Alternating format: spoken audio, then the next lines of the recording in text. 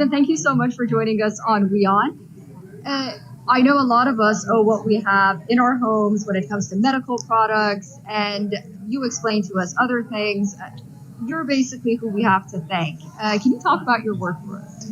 Well, thank you so much for having me. And this is my daughter, Adele. So Hi, Adele. Thank you, Adele, for joining.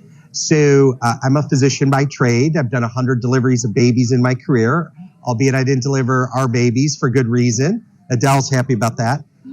But we have a company called J&B Medical, started in 1996. We have many different business lines, medical distribution, specialty distribution, but what we're known for is being one of the largest third-party billers of consumable medical products to the homes in the United States. Diabetic supplies, wound care, ostomy, insulin pumps, continuous glucose monitors. We reach over 260 million covered lives via our insurance contracts. We also have a mail-order pharmacy license in 48 states. And we have a telemedicine telehealth company. We do virtual visits around the world.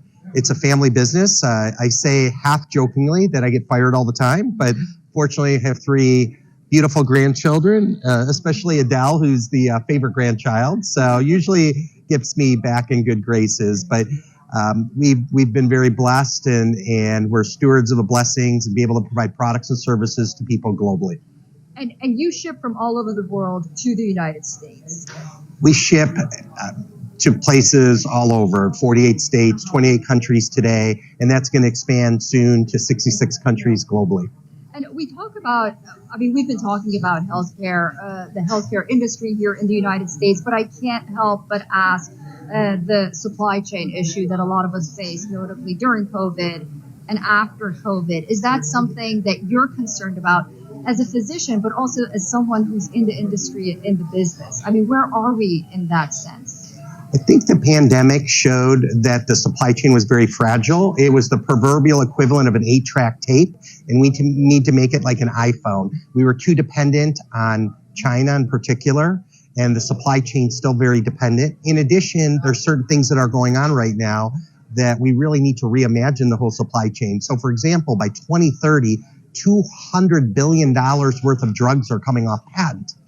Where are we going to, make these drugs? Where are we going to get the raw materials? I believe India is becoming a growing force in the whole global supply chain, particularly around pharmaceuticals, because it's becoming one of the main hubs for something called APIs, active pharmaceutical ingredients. And you need these active pharmaceutical ingredients to make drugs. So really, really optimistic about the future of India, particularly around medical manufacturing, pharmaceutical manufacturing. And we are currently looking actively at several major investments, including the building and furnishing of specialty hospitals in India, and also various other medical manufacturing, particularly around pharmaceuticals. Very interesting. And there's always this talk of diversifying the supply chain. We heard it when Prime Minister Modi visited the United States with President Biden. I'm talking about it with you right now, but are there any challenges, roadblocks, notably in working with India, that you'd like to see removed perhaps, or has it been easier than you thought? Well, I think India is a lot further along in many places. People talk about medical manufacturing, pharmaceutical manufacturing, but there are more folks that have certain skills as far as getting FDA approval for particular facilities. The supply chain is much more advanced in many other places. And quite frankly, it's a lot easier place from a business perspective than China. And so I think more and more India is just on the rise, particularly around medical manufacturing, pharmaceutical manufacturing, because people are looking at the cost of manufacturing in China and seeing all the risks and seeing that the opportunity in India, as far as the risk associated with certain things, is a lot less. Very interesting. And what about Adele? Is she planning on becoming a doctor, or is she going to stay in the family business? Well, I have to tell you, you're looking at the next generation of J&B Medical. She's already been anointed the president of J&B for the next generation. And her and my mother are two I'll say peas in a pod, but definitely in a family business where it's an honor and a privilege to do what we're doing, and to have the next generation like Adele. I say learning how to take the reins one day. It's such an honor.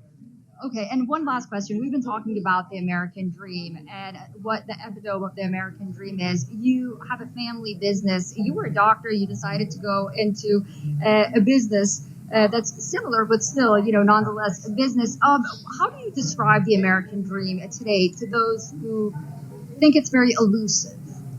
I think the American dream is everything that's at this AAPI convention today. It's people coming here and having the opportunity to work hard and to be successful. In a lot of places, your success is not based on how hard you work.